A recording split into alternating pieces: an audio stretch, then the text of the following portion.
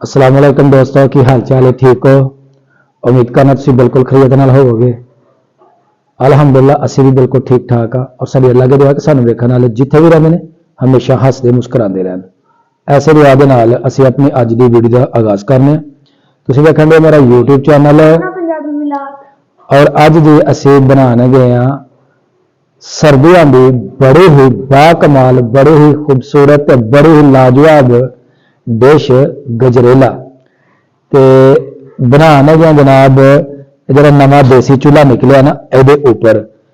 तो ये वास्ते जनाब सब तो पहला असी जलावांगे अग। ते अग जलाने तो पहला छोटा जहा काम कर लो जी, जिन्हें हजे तक मेरा यूट्यूब चैनल सब्सक्राइब नहीं किया और मेरा यूट्यूब चैनल सब्सक्राइब कर लो तो नाल बेल आइकन जरा ना वो प्रेस कर लो। तो चलो जी सब तो पहला जलाने अग। ये ऊपर हल्का जहा तेल जरा ना वो असी डाल लांगे ताकि अग जी अच्छी तरह जल जाए जल्दी। चलो जी साड़ी सब जलाओ जी।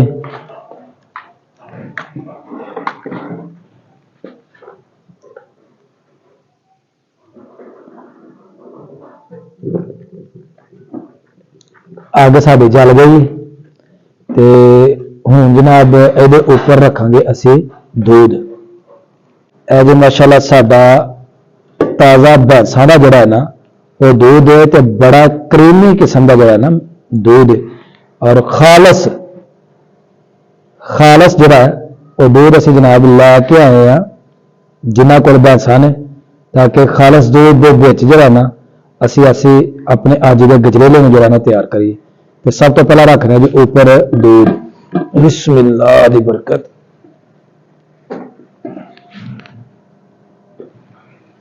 लो जी ऊपर असा रख दिता।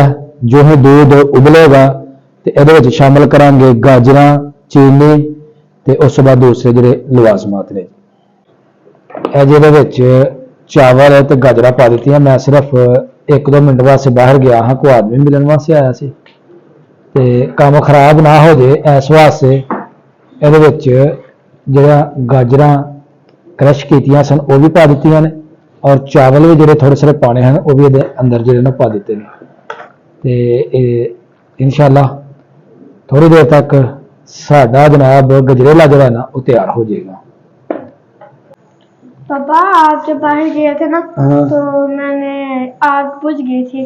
अच्छा। तो मैंने ना फूंक मार मार के आग जला दी वो किस तरह जनाब करके। अच्छा चलो जनाब हैप्पी हैप्पी हो इंशाल्लाह साडा जरा ना गजरेला वो थोड़ी देर के इंशाल्लाह जरा ना बन जाना तो जो जनाब मज़ेदार गजरेला बन जाएगा, खोया बन जाएगा तो उदों जनाब बच्चों को देंगे तो नाल अपने जो अजीज़ो अकारब ने इंशाल्लाह उन्होंने भी जनाब असी गजरेला जरा ना असी खिलावांगे।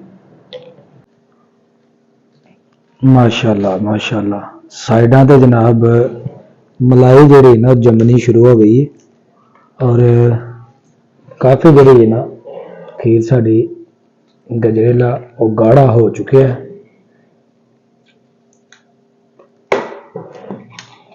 इंशाल्लाह जो बनेगा तो बड़ा ही लाजवाब तो बड़ा ही मज़ेदार जड़ा ना तैयार होएगा।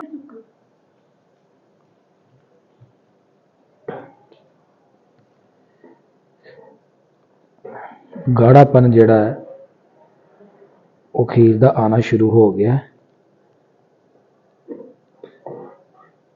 माशाल्लाह मेरे अल्लाह की शान, ओदियां रहमतां, ओदियां बरकतां।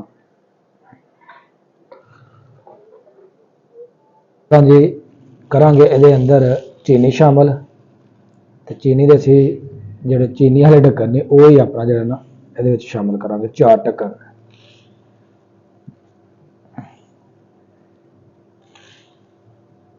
चीनी ज़्यादा बहुत ज़्यादा होए तो मज़ा नहीं आता, लिहाजा असी नॉर्मली चीनी जी है ना वो रखा। चीनी शामिल कर दी है इंशाल्लाह इहदा हुण जायका जिहड़ा है ना वो दुबाला हो जाएगा। होर कोई किसी तरह के जिहड़े ने ना असी गरी बादाम वगैरह जिहड़े ना नहीं पाने क्योंकि बच्चे पसंद नहीं करते, इस वास्ते चीज़ां जिहड़े ना विच नहीं पावांगे। हुण अच्छी तरह चीनी नूं विच मिक्स कर लांगे दूध काफ़ी गाढ़ा जड़ा ना हो चुका है और चावल भी नरम हो गए ने, गाजर भी जी बिल्कुल नरम हो चुकी है अंदर और बिल्कुल तैयारी दे बिल्कुल करीब पहुंच चुकी है खीर साड़ी। अल्हम्दुलिल्लाह साड़ी खीर जड़ी है वो तैयार हो गई है। तो मजीद इन्हें जड़ा ना हूँ ज़्यादा अग के उपर नहीं रखना क्योंकि आंच बहुत तेज़ है तो नीचे लगन का भी जड़ा ना वो खदशा है। ते असीं इन्हूं हुण नीचे उतार लांगे जी। माशाअल्लाह मेरे अल्लाह दी शान, खीर साड़ी जिहड़ी है वो हो गई है जी तैयार। ते हुण इहनूं करांगे ठंडिया ते उस तो बाद जी इहनूं बच्चों च सर्व करांगे। जे असीं हुण पावांगे प्लेटां दे अंदर ते यह हो जाएगी जल्दी ठंडी ते फिर जी बच्चों के नाल मिल के ते इहनूं खावांगे।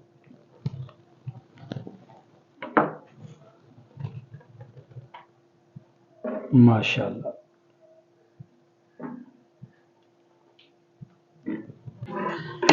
माशाअल्लाह जी खीर साड़ी तकरीबन ठंडी हो गई है ते हुण बच्चों को पूछने हैं जी खीर साड़ी कैसी है। बिस्मिल्लाह दी। खीर जो है ना बहुत मजेदार बनी है, इस तरह की जिस तरह बर्फी है। अच्छा जी जी अल्हम्दुलिल्लाह जी माशाअल्लाह बहुत मजेदार जी साड़ी वो गजरेला बने है, खीर बनी है ते बच्चों ने की है बड़ी पसंद। ये मिसबा बेटा आपको भी पसंद आई है? बहुत मजे की बनी है, मीठा भी सही है।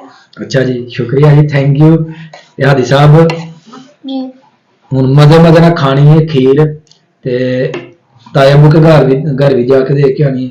ठीक है सभी ताया अबू के घर और अमर भाई के घर भी देनी है और वो फहद भाई के घर भी जिनसे हम दूध लेके आते हैं। ठीक है सभी के घर जो है ना वो देख के आनी, मोहल्ले में भी 2-3 घर अपने जो अड़ोस पड़ोस है उनके घर भी देनी है। ठीक है जी